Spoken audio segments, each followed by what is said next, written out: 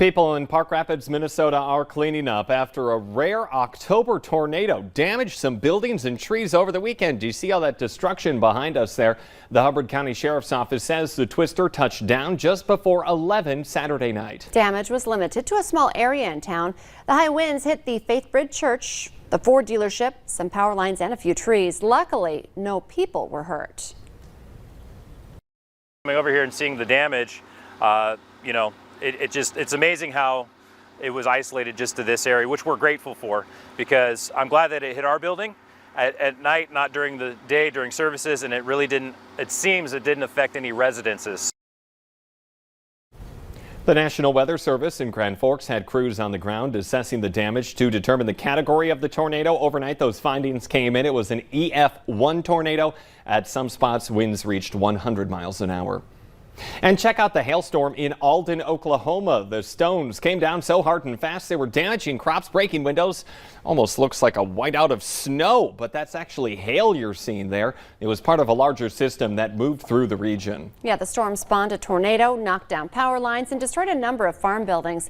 So far, though, no reports of anyone hurt because of those storms. It is now 6:51 on this Monday morning. Let's get a check of your forecast. And already looking midweek, Lisa, so another big weather system there. Yeah, we're still working on clearing out this last system, and we have to keep our eyes toward the midweek time frame. We have a first alert weather day Wednesday because of that next big system. It's going to bring about a lot of wind and some rain to us as well. So here's a look at the expected conditions here for Wednesday. First of all, this type is what we call a Colorado low because it's coming in out of Colorado. We typically talk about these systems in the winter time, and they bring in usually some very heavy snow and some wind associated with it too. Well, the good news for you non-winter lovers, or at least maybe you want to hold off the snow for a while, is that we're still pretty warm yet. So we're talking more about rain for us, at least here in the valley, but heavy rain possible on Wednesday. Strong winds, of course, associated with that too at 40+ miles per hour. And there will be a mix, but that's going to be more into those upper elevation areas well west of the valley, into parts of Montana and into, I would say, maybe some communities in western North Dakota, but it will be missing us. So that's something to keep in mind as we're planning our week here.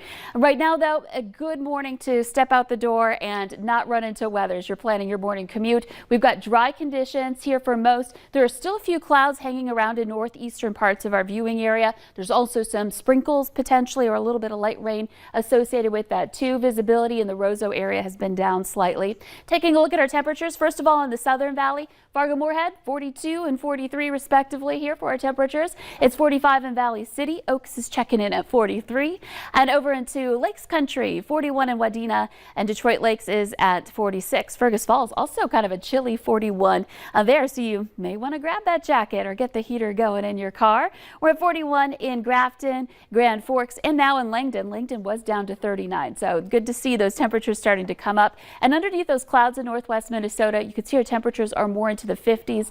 Badette checking in at 52 degrees.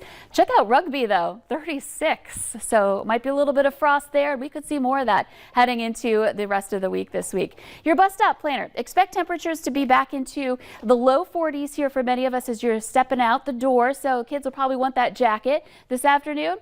Sunshine, that'll be great, but temperatures will be back into the 60s. So that's going to feel kind of cool compared to our 80s last week. And here's a look at that 7-day planner. Expect to have that weather really turn Tuesday night and into Wednesday for our first alert weather day. Still dealing with wind and some rain showers on Thursday as well. So midweek's going to be the toughest part of this work week. Friday cooling down, and frost potential for Saturday and Sunday mornings. All right, Lisa, thank you for keeping us updated this morning. Minnesota's long-term care industry says it's facing its worst ever workforce shortage. Leaders from senior living organizations throughout the state say they have about 23,000 job openings. That's about 20% of the workforce at normal full strength. Leaders say resignations continue to outpace new hires at a time when there are more seniors in Minnesota than ever before. Those staffing shortages are leading to tighter admissions policies. Nearly 70% of nursing homes are restricting admissions in some way because they're so short-staffed. After a fire tore through the Elam Nursing Home in South Fargo nearly 2 years ago, the organization is excited to give updates on progress for a new facility.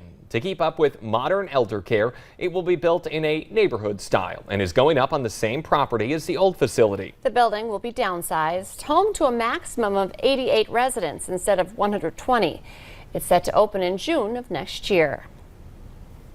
We're having to raise some funds to finish the construction. We have a gap between what we need and what we have available. So we're looking into the community to help us come back strong again. And so we're looking forward to connecting with the community in that way.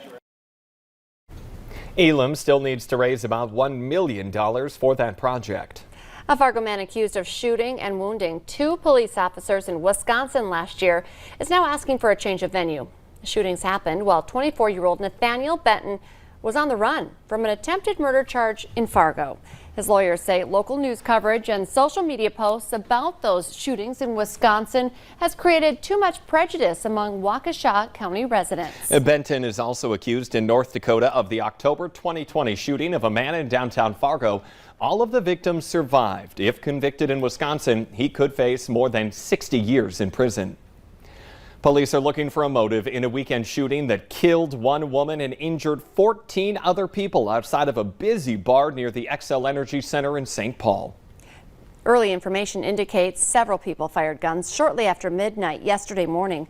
A woman in her 20s was killed.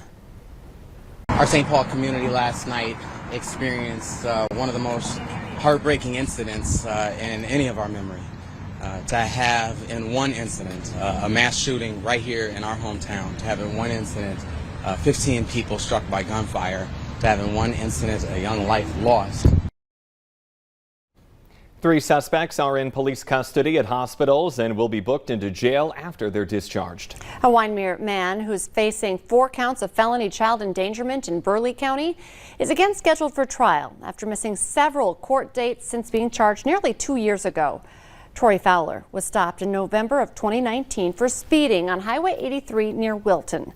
A sheriff's deputy noticed the odor of burned marijuana in the car and later found marijuana, meth, and drug paraphernalia in the vehicle. 4 children were also in the car at the time. Court officials say Fowler later missed 3 pretrial conferences. That resulted in the cancellation of 3 jury trials. The next one is now set for November 24th.